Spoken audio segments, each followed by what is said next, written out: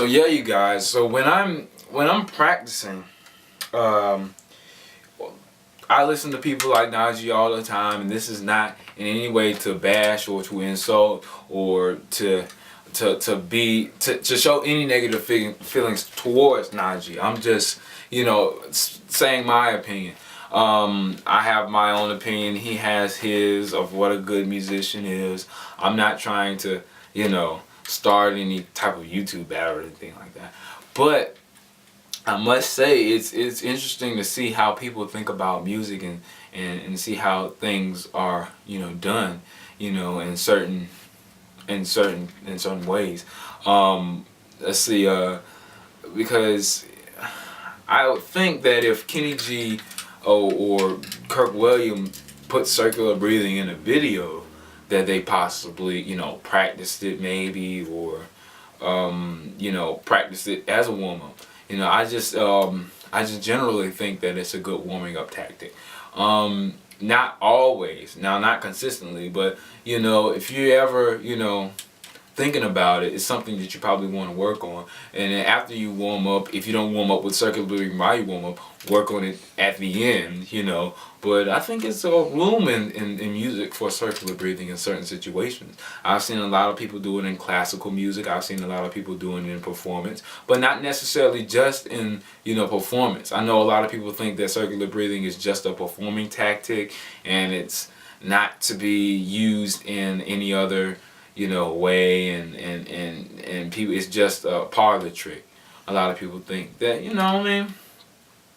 it's all about what you want to do. In my opinion, it's all about what you want to present in your music. If you want to circular breathe, if you want to use a technique to convey a certain emotion or feeling, I feel as though I should be able to do it.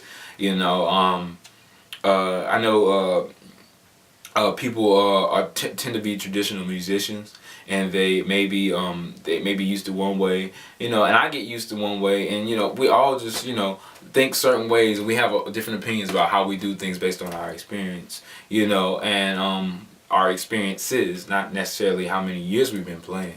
So take for instance Charlie Parker. He died at a young age, but he had a lot of experience under his belt, so it's not that age has a huge difference, but it's a changing factor when it comes to experience. But I really liked his video. To go to show, I really did like Najee's video on Cannonball. I like all Cannonball's videos. I was just really just saying out of the blue, just saying something fun, just to see what people would think about it if I said something about circular breathing. But I really do think that circular breathing is a good technique, and it can really help, but I do use circular breathing on all three of my horns, and to use circular breathing in different horns is really a good is really good for your breath span, because in my opinion circular breathing gives you this mindset that you can't stop thinking. You have to continue thinking. You have to continue refining. I think of sound as a ball of fire. And say you're holding the ball of fire in your hands. You want the fire to stay alive. That's what you want to do when you're playing the instrument. You want the fire to stay alive. You want to stroke the fire, and you want it to stay alive as much as possible. And stroking the fire in music would be maybe changing your armature, maybe adding more air support to the note, maybe adding less air support to the note, but keeping the note going, or adding the note support, keeping the note going with a smaller volume. And then different ways you can go about keeping the fire going, because in your hand is fire. It's a unique, wonderful, brilliant thing that you have, fire, and you're just looking at it and you're like, oh, that's amazing. But if you can make the fire go down and go burst up, or if you can make the fire do weird things in your hand, then that's wonderful. That's what sound is to me. It's like a little metaphor of fire. You keep stroking it, and if you can keep the fire going for as long as you possibly can without stroking it, that's cool too. Circular breathing, metaphor for circular breathing. But it also takes a lot of stamina, a lot of armature muscles, a lot of things that you forget when you don't forget, but you infer when you're playing. when you practice your low notes after a while, you don't think about it, but you infer that you need a lot of air support. You know, after switching from soprano to tenor to alto in one gig, you start to think, you know, you don't necessarily think about it, but you infer it that, hey, I need a different type of air support. You know, once you play that first note, you're like, okay, your body knows when to back off. Your armature knows when to, maybe I need to put more on the mouthpiece, maybe less on the mouthpiece to achieve a certain effect off of this horn in reference to another horn. These are just things that I infer, and a lot of times people will forget the logistics of what they do, and the logistics within playing a saxophone is how you put your armature on to achieve a certain note, how much air pressure you put in to achieve a certain note, how much air support you put in to achieve a certain note, and air support is really, really necessary. I do work on my air support. Don't think that I cheat by, oh, he just cheats and he just uses circular breathing just to do. No, I'm actually pretty good at air support. I actually, when I go swimming, I think saxophone, and I go in the water and I try to hold my breath as long as I possibly can. I do certain things to make myself a better musician when I don't have my saxophone in my hand. Like I said in one of my previous episodes that anytime I hear maybe Najee, maybe Candy Dolph or Dave Koz, Charlie Parker, Blue Train, Coltrane, whenever I hear Sonny Rollins, anytime I hear a good saxophone player or a saxophone player that I'm interested in, I try to finger the notes when I don't have my saxophone, because there's times in life where you want to practice. Actually, practicing is not a bad thing. So when you want to practice, you just pretend like you have a saxophone in your hand, and this is fun to play, actually, the soprano, because it's like you have a toy saxophone in your hand. It's like almost like a small. It is a smaller version of a saxophone.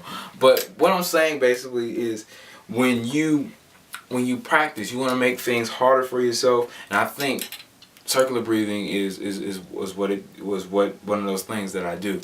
Now, to make circular breathing harder itself, my mentor, once he found out that I knew how to do it, he was like, well, not just one note. Why can't you do more than one note like Kenny G does? Kenny G circular breathes, but not just one note. He does many notes, many different riffs while he's circular breathing. Now, if that's not something that's technique oriented, then I don't know what it is. If you can, in my opinion, circular breathing is a good technique if you're able to use it to your advantage.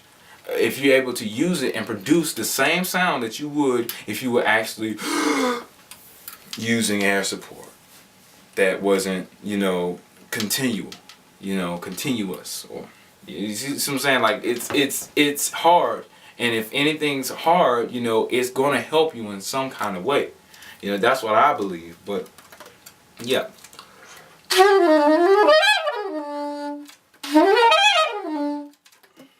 But I just like playing, and this is just one of the things that I think that being a good musician would take, but it's just a different way of looking at it, in my opinion. It's not that not doing circular breathing is not good, and doing circular breathing is better than not doing circular breathing. It's not that. It's just something that makes you think outside of the box and being creative. And that's one of the things that I want to promote as being a saxophone player, is just, to think creatively.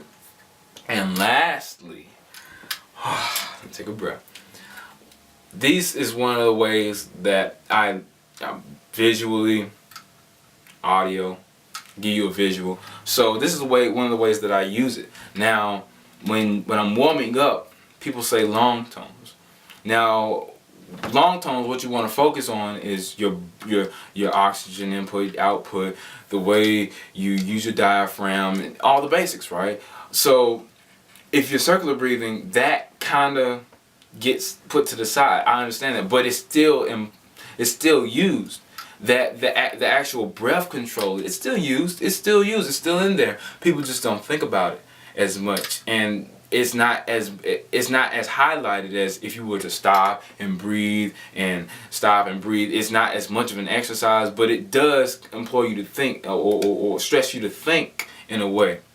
like um, like uh, like breath span. It stretches you to think breath span. So let's say if I were doing circular breathing on a regular basis, or like I would normally circular breathe. If I were to warm up and circular breathe, I would do something like this. And I'm not circular breathing for like 5 or 10 minutes, you know. That's probably something at the end when I'm done playing and everything and my armature is weak and tired. Maybe I'll circular breathe, you know, maybe 5 or 10 minutes to try to test myself, to give myself a little gamey challenge. I mean, but this is me trying to make practice funner, because sometimes practice can be boring, you know, especially if you're practicing in a group of people, you know, who are at different levels and they have to maybe work harder or work less than you, and you have to catch up. I've been in both situations. So this is me using circular breathing. So say the band is doing a warm up.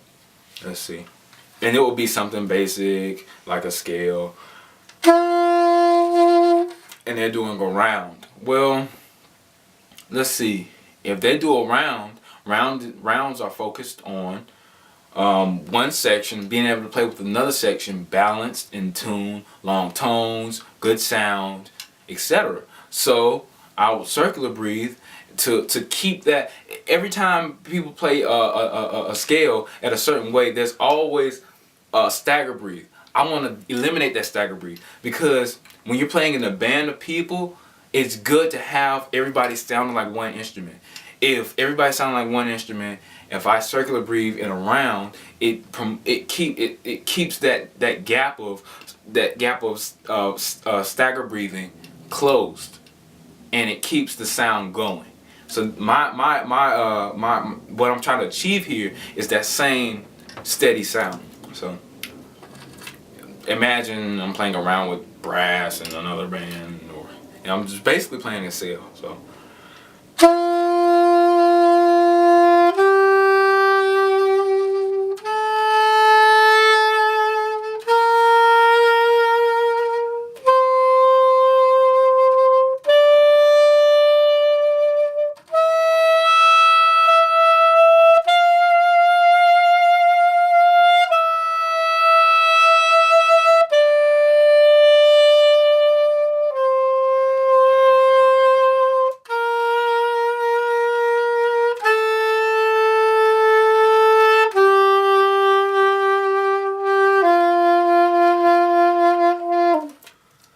And that's in no way, shape, or form into any meter right now. It's maybe just long tones. You know, it's not quarter note or whole notes or whole notes tied. It's just, you know, long tones, and that's really what you want to promote when you're doing your warming up, right? So, you know, it's just, you know, something that I just do. You know, I feel as though it's still a good thing. You know, I don't think it's bad to circular breathe. But as I stated before, Najee, I think you're a wonderful artist. I think that what you do is really, really good and really, really, really nice. I know, cause I know I love cannonball instruments, and if anybody that I know who's played when I was younger, cause that's how I got into jazz. When I was young, my parents used to play it all the time, and I'm pretty sure I've heard Najee several times on the smooth jazz networks and the radios. But basically what I'm saying is, I think you're a wonderful artist. I'd love to meet you one day. I'd love to go to a concert one day. I'm just a busy college student with no money. So basically, you know, I think you're wonderful. I just think that I just have a different opinion on how circular breathing can be done to help you warm up. Whether it be dangerous climactic weather, you know, that's not suited for an instrument or a human for that matter. I've been in many situations where my hands would freeze up and I couldn't even play my saxophone. But then again, you know, there's other situations where I needed to use circular breathing as a tool to warm up my horn and to keep me, you know, interested not only in practicing but doing certain other things. Now, let's get it straight. I don't think that circular breathing is something that you always should do every time, you know, but it's something to, you know, spike your interest after a while of, you know, playing the regular, you know, scale warm up, this warm up, that warm up, this warm up, that warm up, articulate warm up, speed warm up, and then going about your regular warm up or a practice session. You know, I think that it's really good to break outside of the box and, you know, try something that might test you mentally and, you know, test you breath span wise, because it still does test your breath span and it tests your embouchure if you do it for an extensive amount of time, especially with people like Don Menza when he did the cannonball video. So I know he used the circular breathing a lot, or at least a little bit, you know, from what I could tell.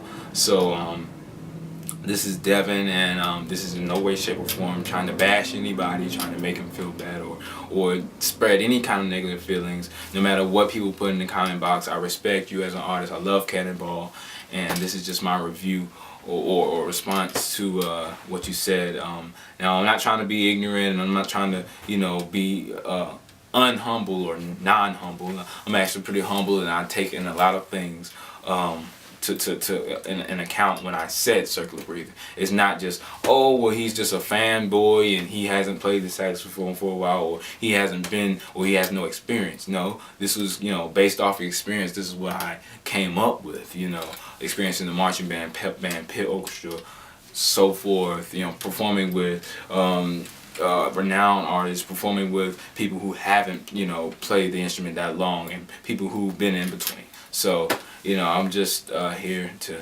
give my opinion, and I want to be more upfront. You know, commenting could get kind of haywire-ish when you're on the computer texting. So yeah, but wonderful artists. I love Cannonball saxophones. Love videos. I love all this stuff. So no reason, not trying to be negative or anything like that. But my name's Devin. This is Project Sax, and this is what I believe.